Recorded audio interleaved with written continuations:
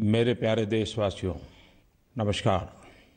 हर मन की बात से पहले देश के हर कोने से, हर आयु वर्ग के लोगों से मन की बात को लेकर के ढेर सारे सुझाव आते हैं। आकाशवाणी पर आते हैं, नरेंद्र मोदी ऐप पर आते हैं, माईगॉव के माध्यम से आते हैं, फ़ोन के द्वारा आते हैं, रिकॉर्डेड मैसेज के द्वारा आते हैं। और जब कभी कभी मैं उसे समय निकाल करके देखता हूँ तो मेरे लिए एक सुखद अनुभव होता है। इतनी विविधताओं से भरी हुई जानकारियाँ मिलती हैं। देश के हर कोने में शक्तियों का अंबार पड़ा है।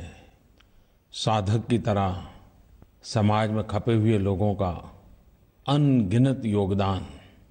दूसरी तरफ शायद सरकार की नज़र भी नहीं जाती होगी, ऐसी समस्याओं का भी अंबार नजर आता है। शायद व्यवस्था भी आदी हो गई होगी, लोग भी आदी हो गए होंगे। और मैंने पाया है कि बच्चों की जिज्ञासाएं, युवाओं की महत्वाकांक्षाएं, बड़ों के अनुभव का निचोड़, भांति भांति की बातें सामने आती हैं। हर बार जितने इनपुट्स मन की बात के लिए आते हैं, सरकार में उसका डिटेल एनालिसिस होता है। सुझाव किस प्रकार के हैं, शिकायतें क्या हैं, लोगों का अनुभव क्या है। आमतौर पर देखा गया है कि मनुष्य का स्वभाव होता है दूसरे को सलाह देने का।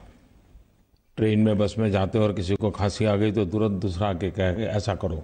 सलाह देना, सुझाव देना, ये जैसे मानो हमारे यहाँ स्वभाव में है। शुरू में मन की बात को लेकर के भी जब सुझाव आते थे, सलाह के शब्द सुनाई देते थे, पढ़ने को मिलते थे, तो हमारी टीम को भी यही लगता था कि ये बहुत सारे लोग को शायद आदत होगी। लेकिन हमने ज़रा बारीकी से देखने की कोशिश की तो मैं सचमुच में इतना भाव विभोर हो गया। ज़्यादातर सुझाव देने वाले लोग वो हैं, मुझ तक पहुंचने का प्रयास करने वाले लोग वो हैं जो सचमुच में अपने जीवन में कुछ न कुछ करते हैं। कुछ अच्छा हो उस पर वो अपनी बुद्धि, शक्ति, सामर्थ्य, परिस्थिति के अनुसार प्रयत्नरत है। और ये चीजें जब ध्यान में आई तो मुझे लगा कि ये सुझाव सामान्य नहीं है, ये अनुभव के निचोड़ से निकले हुए हैं। कुछ लोग सुझाव इसलिए भी देते हैं कि उनको लगता है कि अगर यही विचार वहाँ जहाँ काम कर रहे हैं, वो विचार अगर और लोग सुने और उसका एक व्यापक रूप मिल जाए तो बहुत लोगों को फायदा हो सकता है। और इसलिए उनकी स्वाभाविक इच्छा रहती है कि मन की बात में अगर इसका जिक्र हो जाए। ये सभी बातें मेरी दृष्टि से अत्यंत सकारात्मक है।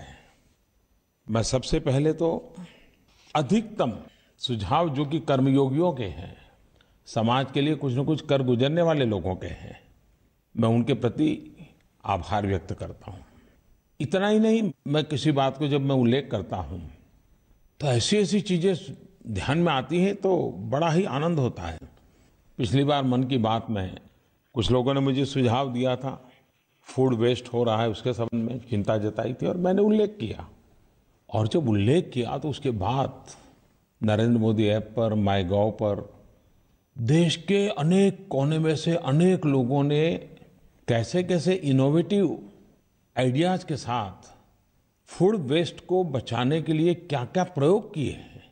मैंने भी कभी सोचा नहीं था कि हमारे देश में खास करके युवा पीढ़ी लंबे अरसे से इस काम को कर रही है। कुछ सामाजिक संस्थाएं करती हैं तो हम कई वर्षों से जानते आए हैं, लेकिन मेरे देश के युवा इसमें लगे हुए हैं, ये तो मुझे बाद में पता चला। कईयों ने मुझे वीडियोज भेजे हैं। कई स्थान है जहाँ रोटी बैंक चल रही है। लोग रोटी बैंक में अपने यहाँ से रोटी जमा करवाते हैं, सब्जी जमा करवाते हैं, और जो नीडी लोग हैं वे वहाँ से प्राप्त भी कर लेते हैं। देने वाले को भी संतोष होता है, लेने वाले को भी कभी नीचा नहीं देखना पड़ता है। समाज के सहयोग से कैसे काम होते हैं, इसका ये उदाहरण है। आज अप्रैल महीना पूर्ण हो रहा है, आखिरी दिवस है। 1 मई को गुजरात और महाराष्ट्र का स्थापना दिवस है। इस अवसर पर दोनों राज्यों के नागरिकों को मेरी तरफ से बहुत बहुत शुभकामनाएं। दोनों राज्यों ने विकास की नई नई ऊंचाइयों को पार करने का लगातार प्रयास किया है, देश की उन्नति में योगदान दिया है और दोनों राज्यों में महापुरुषों की अविरत श्रृंखला और समाज के हर क्षेत्र में उनका जीवन हमें प्रेरणा देता रहता है। और इन महापुरुषों को याद करते हुए राज्य के स्थापना दिवस पर 2022 आज़ादी के 75 साल हम अपने राज्य को, अपने देश को, अपने समाज को, अपने नगर को, अपने परिवार को कहाँ पहुँचाएंगे, इसका संकल्प लेना चाहिए। उस संकल्प को सिद्ध करने के लिए योजना बनानी चाहिए और सभी नागरिकों के सहयोग से आगे बढ़ना चाहिए। मेरी इन दोनों राज्यों को बहुत बहुत शुभकामनाएं हैं। एक जमाना था जब क्लाइमेट चेंज एकेडमिक वर्ल्ड का विषय रहता रहा, सेमिनार का विषय रहता था, लेकिन आज हम लोगों की रोजमर्रा की जिंदगी में हम अनुभव भी करते हैं, अचरज भी करते हैं। कुदरत ने भी खेल के सारे नियम बदल दिए हैं। हमारे देश में मई जून में जो गर्मी होती है वो इस बार मार्च अप्रैल में अनुभव करने की नौबत आ गई।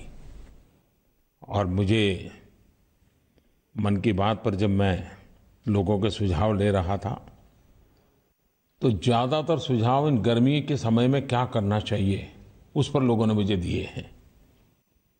वैसे सारी बातें प्रचलित हैं, नया नहीं होता है, लेकिन फिर भी समय पर उसका पुनःस्मरण बहुत काम आता है। कोई श्रीमान प्रशांत कुमार मिश्र, टीएस कार्तिक, ऐसे अनेक मित्रों ने पक्षियों की चिंता की है। उन्होंने कहा कि बालकनी में, छत पे पानी रखना चाहिए। और मैंने देखा है कि परिवार के छोटे छोटे बालक इस बात को बखूबी करते हैं। एक बार उनको ध्यान में आ जाए कि पानी क्यों भरना चाहिए तो वो दिन में 10 बार देखने जाते हैं कि जो बर्तन रखा है उसमें पानी है कि नहीं है, और देखते रहते हैं कि पक्षी आए कि नहीं आए।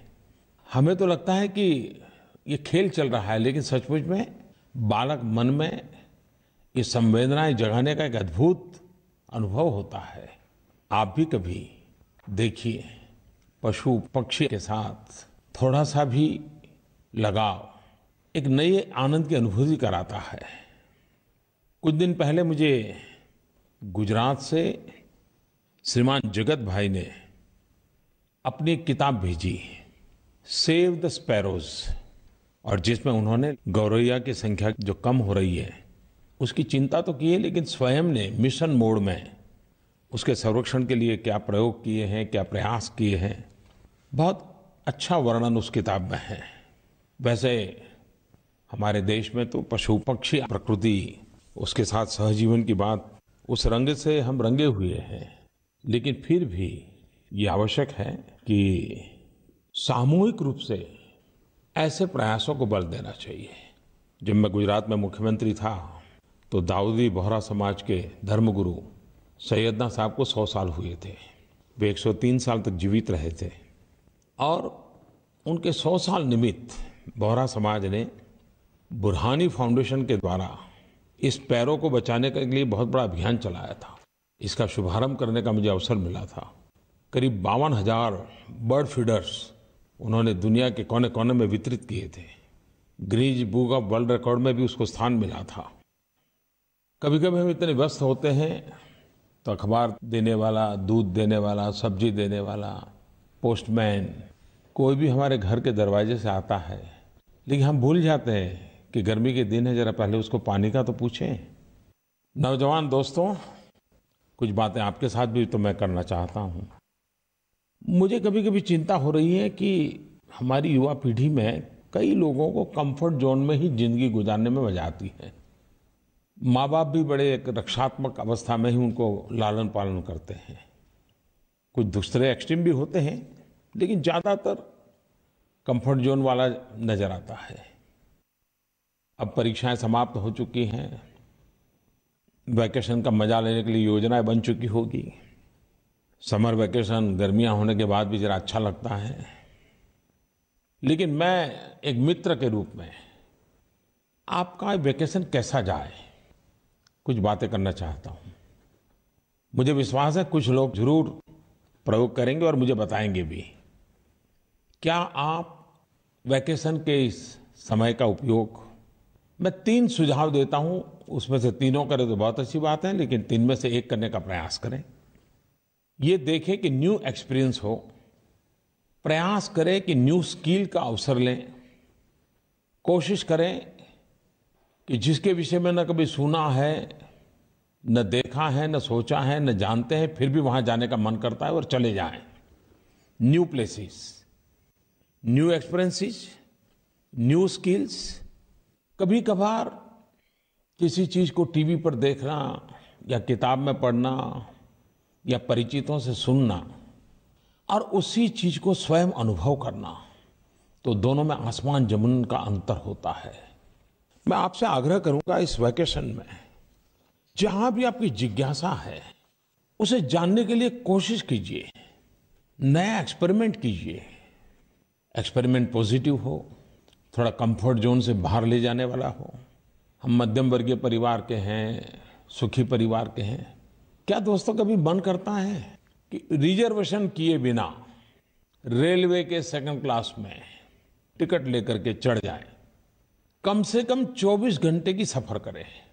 क्या अनुभव आता है? उन पैसेंजरों की बातें क्या है? वो स्टेशन पे उतर के क्या करते हैं?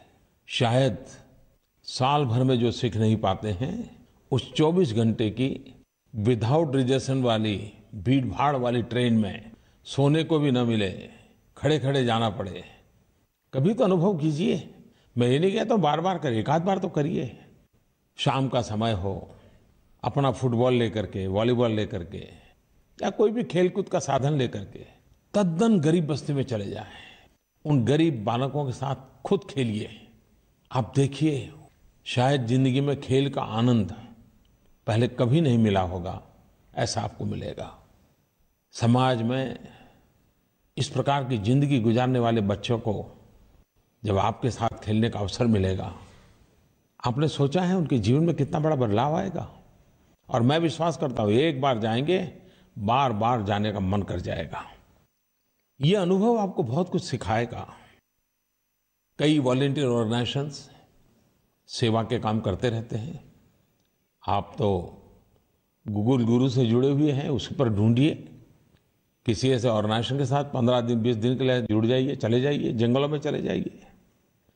कभी कभी बहुत समर कैंप लगते हैं, पर्सनालिटी डेवलपमेंट के लगते हैं, कई प्रकार के विकास के लिए लगते हैं, उसमें शरीक हो सकते हैं। लेकिन साथ साथ कभी आपको लगता है कि आपने ऐसे समर कैंप किए हो, पर्सनालिटी डेवलपमेंट का कोर्स किया हो, आप बिना पैसे लिए समाज के उन लोगों के पास पहुंचे जिनको ऐसा अवसर नहीं है, और जो आपने सिखाया उनको सिखाएं। कैसे किया जा सकता है, आप उनको सिखा सकते हैं।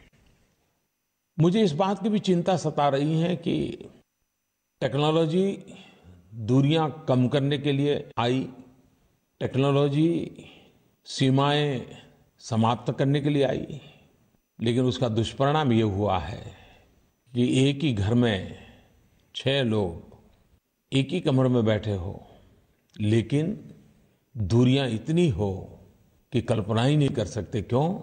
हर कोई टेक्नोलॉजी से कहीं और बिजी हो गया है। सामूहिकता भी एक संस्कार है, सामूहिकता एक शक्ति है। दूसरा मैंने कहा कि स्किल, क्या आपका मन नहीं करता है कि आप कुछ नया सीखें? आज स्पर्धा का युग है, एग्जामिनेशन में इतने डूबे हुए रहते हैं, उत्तम से उत्तम अंक पाने के लिए खप जाते हैं, खो जाते हैं। वैकेशन में भी कोई न कोई कोचिंग क्लास लगा रहता है, अगली एग्जाम की चिंता रहती है। कभी कभी डर लगता है कि रोबोट तो नहीं हो रही हमारी युवा पीढ़ी, मशीन की तरह जिंदगी नहीं गुजार रही। दोस्तों, जीवन में बहुत कुछ बनने के सपने अच्छी बात है, कुछ कर गुजरने के इरादे अच्छी बात है, और करना भी चाहिए। लेकिन ये भी देखिए कि अपने भीतर जो ह्यूमन एलिमेंट है वो तो कहीं कुंठित नहीं हो रहा है।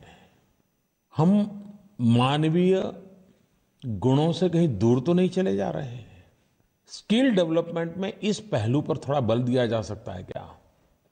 टेक्नोलॉजी से दूर खुद के साथ समय गुजारने का प्रयास।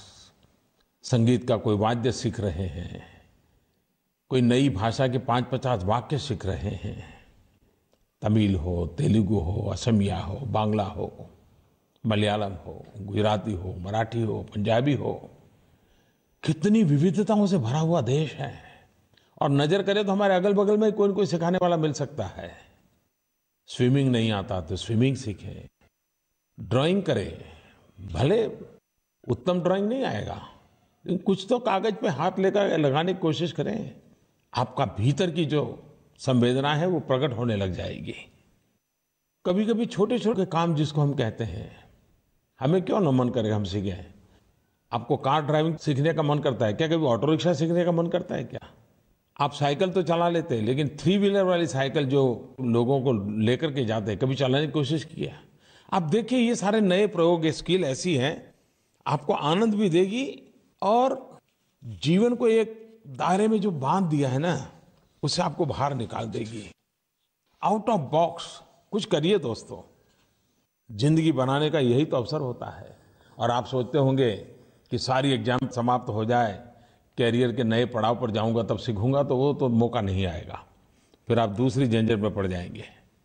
और इसलिए मैं आपसे कहूंगा, अगर आपको जादू सीखने की शौक हो तो ताश के पत्तों की जादू सीखिए। अपने यार दोस्तों को जादू दिखाते रहिए। कुछ न कुछ ऐसी चीजें जो आप नहीं जानते हैं उसको जानने का प्रयास कीजिए। उससे आपको जरूर लाभ होगा। आपके भीतर की मानवीय शक्तियों को चेतना मिलेगी, विकास के लिए बहुत अच्छा अवसर बनेगा। मैं अपने अनुभव से कहता हूं, दुनिया को देखने से जितना सीखने समझने को मिलता है जिसकी हम कल्पना नहीं कर सकते। नए नए स्थान, नए नए शहर, नए नए नगर, नए नए गांव, नए नए इलाके। लेकिन जाने से पहले कहां जा रहे उसका अभ्यास, और जाकर के एक जिज्ञासु की तरह उसे देखना, समझना, लोगों से चर्चा करना, उनसे पूछना, ये अगर प्रयास किया तो उस देखने का आनंद कुछ और होगा। आप जरूर कोशिश कीजिए और तय कीजिए, ट्रैवलिंग ज्यादा न करें। एक स्थान पर जाकर के 3 दिन 4 दिन लगाइए, फिर दूसरे स्थान पर जाइए, वहां 3-4 दिन लगाइए। इससे आपको बहुत कुछ सीखने को मिलेगा। मैं चाहूंगा, और ये भी सही है कि आप जब जा रहे हैं तो मुझे तस्वीर भी शेयर कीजिए, क्या नया देखा, कहाँ गए थे। आप #इनक्रेडिबल इंडिया इसका उपयोग करके अपने इन अनुभवों को शेयर कीजिए। दोस्तों, इस बार भारत सरकार ने भी आपके लिए एक बड़ा अच्छा अवसर दिया है। नई पीढ़ी तो नगद से करीब करीब मुक्त ही हो रही है, उसके कैश की जरूरत नहीं है। वो डिजिटल करेंसी में विश्वास करने लग गई है। आप तो करते हैं, लेकिन इसी योजना से आप कमाई भी कर सकते हैं। आपने सोचा है?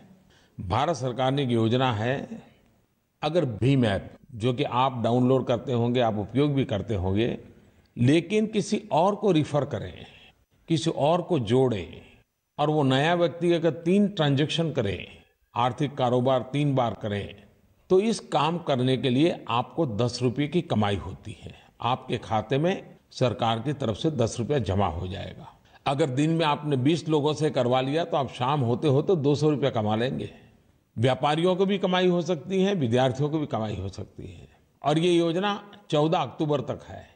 डिजिटल इंडिया बनाने में आपका योगदान होगा। न्यू इंडिया के आप एक प्रहरी बन जाएंगे। तो वैकेशन का वैकेशन और कमाई की कमाई, रिफर एंड अर्न। आमतौर पर हमारे देश में वीआईपी कल्चर के प्रति एक नफरत का माहौल है, लेकिन ये इतना गहरा है कि मुझे अभी अभी अनुभव हुआ जब सरकार ने तय कर दिया कि अब हिंदुस्तान में कितना ही बड़ा व्यक्ति क्यों न हो, वो अपनी गाड़ी पर लाल बत्ती लगा करके नहीं घूमेगा। वो एक प्रकार से वीआईपी कल्चर का सिंबल बन गया था। लेकिन अनुभव ये कहता था कि लाल बत्ती तो व्हीकल पर लगती थी, गाड़ी पर लगती थी, लेकिन धीरे धीरे धीरे वो दिमाग में घुस जाती थी और दिमागी तौर पर वीआईपी कल्चर पनप चुका है। अभी तो लाल बत्ती गई है, इसके लिए कोई ये तो दावा नहीं कर पाएगा कि दिमाग में जो लाल बत्ती घुस गई है वो निकल गई होगी। मुझे बड़ा इंटरेस्टिंग एक फ़ोन कॉल आया। खैर उस फ़ोन में उन्होंने आशंका भी व्यक्त की है, लेकिन उससे मैं इतना अंदाज आता है इस फ़ोन कॉल से कि सामान्य मानवीय चीज़ें पसंद नहीं करता है, उसे दूरी महसूस होती है। नमस्कार प्रधानमंत्री जी, मैं शिवा चौबे बोल रही हूँ जबलपुर मध्य प्रदेश से। मैं गवर्नमेंट के रेड बीकन लाइट बैन के बारे में कुछ बोलना चाहती हूँ। मैंने एक लाइन पढ़ी न्यूज़पेपर में जिसमें लिखा था every Indian is a VIP on a road. ये सुन के मुझे बहुत गर्व महसूस हुआ और खुशी भी हुई कि आज मेरा टाइम भी उतना ही जरूरी है। मुझे ट्रैफिक जैम में नहीं फंसना है और मुझे किसी के लिए रुकना भी नहीं है। तो मैं आपको दिल से बहुत धन्यवाद देना चाहती हूँ इस डिसीजन के लिए। और ये जो आपने स्वच्छ भारत अभियान चलाया है, इसमें हमारा देश ही नहीं साफ हो रहा है, हमारी रोडों से वीआईपी की दादागिरी भी साफ हो रही है। तो उसी लिए धन्यवाद। सरकारी निर्णय से लाल बत्ती का जाना वो तो एक व्यवस्था का हिस्सा है, लेकिन मन से भी हमें प्रयत्नपूर्वक इसे निकालना है। हम सब मिलकर के जागरूक प्रयास करेंगे तो निकल सकता है। न्यू इंडिया का हमारा कंसेप्ट यही है कि देश में वीआईपी की जगह पर ईपीआई का महत्व बढ़े। और जब मैं वीआईपी के स्थान पर ईपीआई कह रहा हूं तो मेरा भाव स्पष्ट है, every person is important.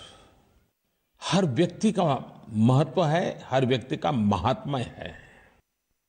125 crore देशवासियों का महत्व हम स्वीकार करें, 125 करोड़ देशवासियों का महात्म्य स्वीकार करें, तो महान सपनों को पूरा करने के लिए कितनी बड़ी शक्ति एकजुट हो जाएगी। हम सबने मिलकर के करना है। मेरे प्यारे देशवासियों, मैं हमेशा कहता हूं कि हम इतिहास को, हमारी संस्कृति को, हमारी परंपराओं को बार बार याद करते रहें। उससे हमें ऊर्जा मिलती है, प्रेरणा मिलती है। इस वर्ष हम 125 करोड़ देशवासी संत रामानुजाचार्य जी की 1000वीं जयंती मना रहे हैं। किसी न किसी कारणवश हम इतने बंद गए, इतने छोटे हो गए कि ज्यादा से ज्यादा शताब्दियों तक का ही विचार करते रहे। दुनिया के अन्य देशों के लिए तो शताब्दी का बड़ा महत्व होगा, लेकिन भारत इतना पुरातन राष्ट्र है कि उसके नसीब में 1000 साल और 1000 साल से भी पुरानी यादों को मनाने का अवसर हमें मिला है। 1000 साल पहले का समाज कैसा होगा, सोच कैसी होगी, थोड़ी कल्पना तो कीजिए। आज भी सामाजिक रूढ़ियों को तोड़ करके निकलना हो तो कितनी दिक्कत होती है, 1000 साल पहले कैसा होता होगा। बहुत कम लोगों को मालूम होगा कि रामानुजाचार्य जी ने समाज में जो बुराइयां थी, ऊंच नीच का भाव था, छूत अछूत का भाव था, जातिवाद का भाव था, इसके खिलाफ बहुत बड़ी लड़ाई लड़ी थी। स्वयं ने अपने आचरण द्वारा समाज जिनको अछूत मानता था उनको गले लगाया था। 1000 साल पहले उनके मंदिर प्रवेश के लिए उन्होंने आंदोलन किए थे और सफलतापूर्वक मंदिर प्रवेश करवाए थे। हम कितने भाग्यवान हैं कि हर युग में हमारे समाज की बुराइयों को खत्म करने के लिए हमारे समाज में से ही महापुरुष पैदा हुए हैं। संत रामानुजाचार्य जी के 1000वीं जयंती मना रहे हैं, तब सामाजिक एकता के लिए, संगठन में शक्ति है इस भाव को जगाने के लिए उनसे हम प्रेरणा लें। भारत सरकार भी कल 1 मई को संत रामानुजाचार्य जी की स्मृति में एक स्टैम्प रिलीज करने जा रही है। मैं संत रामानुजाचार्य जी को आदरपूर्वक नमन करता हूं, श्रद्धा सुमन अर्पित करता हूं। मेरे प्यारे देशवासियों, कल 1 मई का एक और भी महत्व है। दुनिया के कई भागों में उसे श्रमिक दिवस के रूप में भी मनाया जाता है। और जब श्रमिक दिवस की बात आती है, लेबर की चर्चा होती है, लेबरर्स की चर्चा होती है, तो मुझे बाबा साहब आम्बेडकर की याद आना बहुत स्वाभाविक है। और बहुत कम लोगों को मालूम होगा कि आज श्रमिकों को जो सहूलियतें मिली हैं, जो आदर मिला है, उसके लिए हम बाबा साहब के आभारी हैं। श्रमिकों के कल्याण के लिए बाबा साहब का योगदान अविस्मरणीय है। आज जब मैं बाबा साहब की बात करता हूँ, संत रामानुजाचार्य जी की बात करता हूँ, तो 12वीं सदी के कर्नाटक के महान संत और सामाजिक सुधारक जगतगुरु बसवेश्वर जी की भी याद आती है। कल ही मुझे एक समारोह में जाने का अवसर मिला। उनके वचनामृत के संग्रह को लोकार्पण का वो अवसर था।